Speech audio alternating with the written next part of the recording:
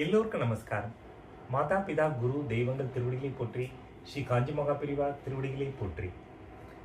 படுபயன் வெக்கி பழிபடுவ செய்யார், நடுவன்மை நாணுபவர், நடுவு நிலைமை அல்லாதவற்றை கண்டு நாணி ஒதுங்குபவர், பிறர் பொருளை கவர்வதால் வரும் பயனை விரும்பி பழியான செயல்களை செய்ய மாட்டார்கள்.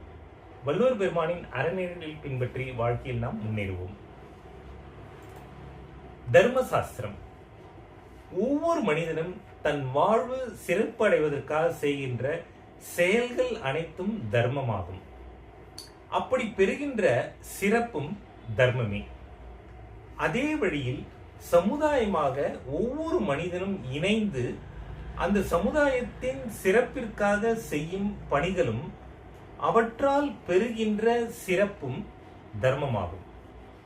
தனி மனிதனையும் அவனது சமுதாயத்தையும் மீறி வேறொரு சக்தி உள்ளது. மழை, வெயில், காற்று என்றவாறு இயற்கை சக்தியாக நின்று அவனுக்கு உதவுகின்ற சக்தியும், வெள்ளம், சூறாவளி காற்று என்றவாறு அவனுக்கு கேடு விளைவிக்கின்ற சக்தியும், அவனது எண்ணங்களையும் அறிவையும் பாதிக்கின்ற மற்றும் பல்வேறு சக்திகளும் இதனுள் அடங்கும். இந்த சக்தியை மனிதனுக்கு அனுகூலமாக்கவும், அது பிரதிகூலமாக இருப்பின் அதன் வேகத்தை தணித்து அதையும் அனுகூலம் ஆக்கவும் உதவக்கூடிய பணிகளும் அவற்றால் பெறுகின்ற சிறப்பும் தர்மமாகும்.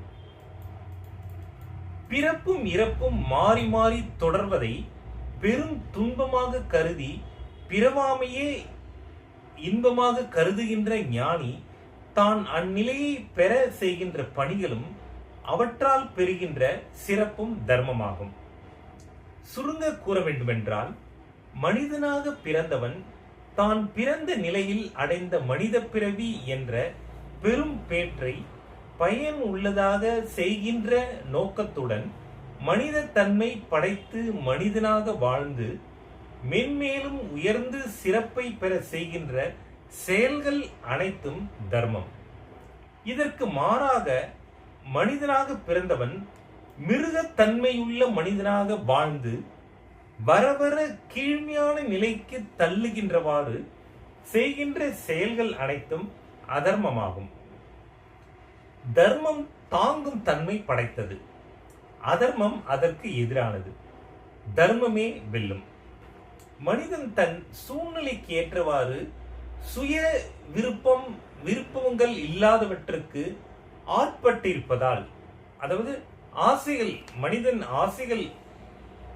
ஆசைக்கு பின்னாடி மனிதன் போகும்போது எது தர்மம் எது அதர்மம்னு தெரியாம போயிடுறது என்ற பாகுபடுத்துவது எளிதாக இல்லாமல் இருக்கிறது.